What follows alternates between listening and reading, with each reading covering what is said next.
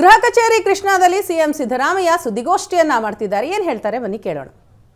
ಇವರಲ್ಲಿ 92 ಜನರಲ್ಲಿ 72 ಜನರಲ್ಲಿ 72 ಪೇಷಂಟ್ಗಳಿಗೆ ಮನೆಯಲ್ಲೇ ಕ್ವಾರಂಟೈನ್ ಮಾಡ್ಕೊಳ್ಳಿ ಅಂತ ಹೇಳಿದ್ದಾರೆ.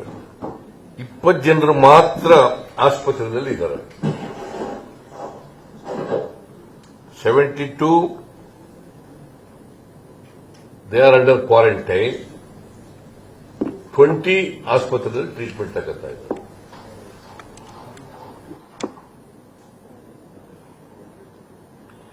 ಏಳು ಜನರು ಔಟ್ ಆಫ್ 20 7 ಜನ ಐಸಿಯುನಲ್ಲಿ ಇದ್ದಾರೆ.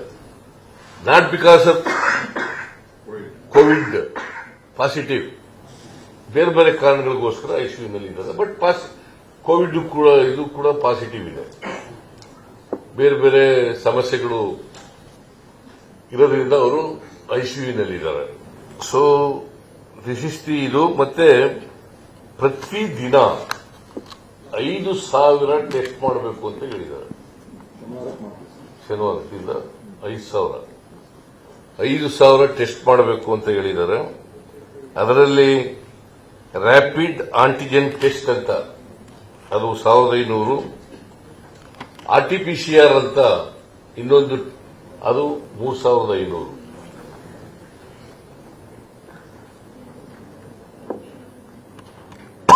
ಬೆಂಗಳೂರು ನಗರದಲ್ಲಿ ಸುಮಾರು 1,000 ಟೆಸ್ಟ್ಗಳನ್ನು ಮಾಡಲಾಗುವುದು.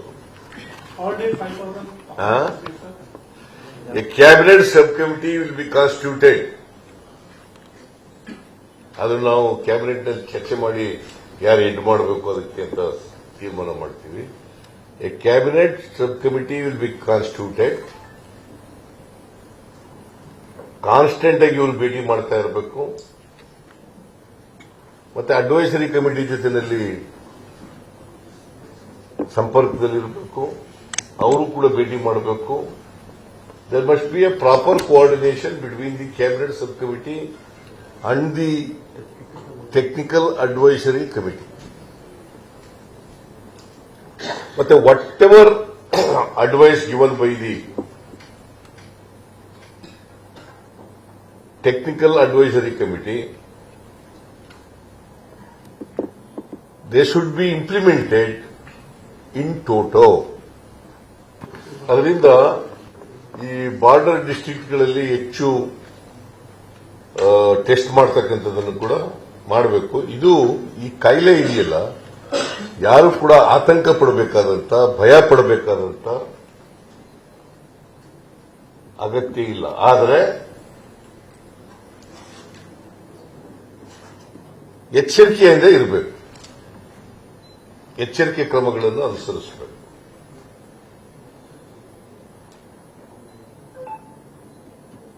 ಯಾರು ಕೂಡ ಐ ರಿಪೀಟ್, ಯಾರು ಕೂಡ ಭಯ ಪಡಬೇಕಾದಂತ, ಆತಂಕ ಪಡಬೇಕಾದಂತ ಅಗತ್ಯ ಇಲ್ಲ. ಆದರೆ ಎಚ್ಚರಿಕೆಯನ್ನು ವಹಿಸಬೇಕು. ಈಗ ಜನಸಂದಣಿ ಇರ್ತದೆ, ಅಲ್ಲಿ ಮಾಸ್ಕ್ ಹಾಕೊಂಡಿರ್ಬೇಕು. 60 ವರ್ಷಕ್ಕಿಂತ ಮೇಲ್ಪಟ್ಟವರೆಲ್ಲರೂ ಕೂಡ, 60 ವರ್ಷ ಮತ್ತು 60 ವರ್ಷಕ್ಕಿಂತ ಮೇಲ್ಪಟ್ಟವರೆಲ್ಲರೂ ಕೂಡ ಕಡ್ಡಾಯವಾಗಿ ಮಾಸ್ಕ್ ಅನ್ನು ಧರಿಸಬೇಕು. ಜನಸಂಪರ್ಕ ಮಾಡತಕ್ಕಂಥವ್ರು, ಜನಸಂದಣಿಯಲ್ಲಿ ಹೋಗ್ತಕ್ಕಂಥವ್ರು ಅವರೆಲ್ಲರೂ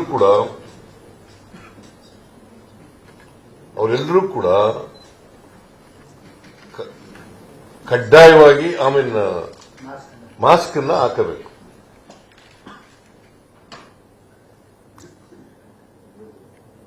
ನೀವು ಜನಸಂಪರ್ಕ ಮಾಡ್ತೀರಿ, ನೀವು ಕೂಡ ಮಾಸ್ಕ್ ಹಾಕಬೇಕು. ಕಡ್ಡಾಯ ಮಾಡಲ್ಲ, it's only advisory. It is only advisory. ಕಡ್ಡಾಯ ಮಾಡೋ ಪರಿಸ್ಥಿತಿ ನಿರ್ಮಾಣ ಆಗಿಲ್ಲ.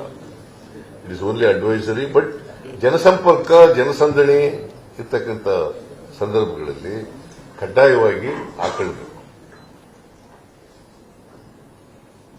ಆಮೇಲೆ ನೀವು ಇದನ್ನ ಓವರ್ ಪ್ಲೇ ಮಾಡಕ್ ಹೋಗ್ಬೇಡಿ, ದಯಮಾಡಿ ನಿಮ್ಮಲ್ಲಿ ಮನವಿ ಮಾಡ್ತೀನಿ.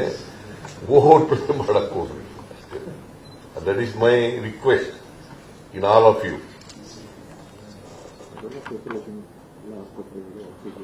ಆಮೇಲೆ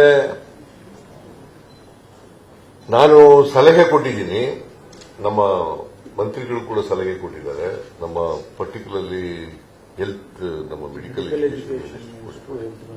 ಇದಕ್ಕೆ ಡೆಡಿಕೇಟೆಡ್ ವಾರ್ಡ್ ಬೆಂಗಳೂರಿನಲ್ಲಿ ಸರ್ಕಾರಿ ಆಸ್ಪತ್ರೆಗಳಲ್ಲಿ ಮತ್ತೆ ಖಾಸಗಿ ಆಸ್ಪತ್ರೆಯವರು ಕೂಡ ಈ ಟ್ರೀಟ್ಮೆಂಟ್ ಮಾಡಲಿಕ್ಕೆ, ಯಾಕೆಂದ್ರೆ ಯಾರು ಕೂಡ ಈ ಅನಾನುಕೂಲ ಆಗಬಾರ್ದು, ಯಾವ ಪೇಷಂಟ್ಗೂ ಕೂಡ ಅನಾನುಕೂಲ ಆಗಬಾರ್ದು. ಮತ್ತೆ ಅಲ್ಲಿ ಡೆಡಿಕೇಟೆಡ್ ಮಾಡಿದ್ರೆ ಅಲ್ಲಿ ಎಲ್ಲ ಫೆಸಿಲಿಟೀಸ್ ಇರಬೇಕು. ಎಲ್ಲ ಬೇರೆ ರೋಗಗಳಿಗೆ ಟ್ರೀಟ್ಮೆಂಟ್ ಮಾಡೋಕ್ಕೂ ಕೂಡ ಫೆಸಿಲಿಟೀಸ್ ಇರಬೇಕು.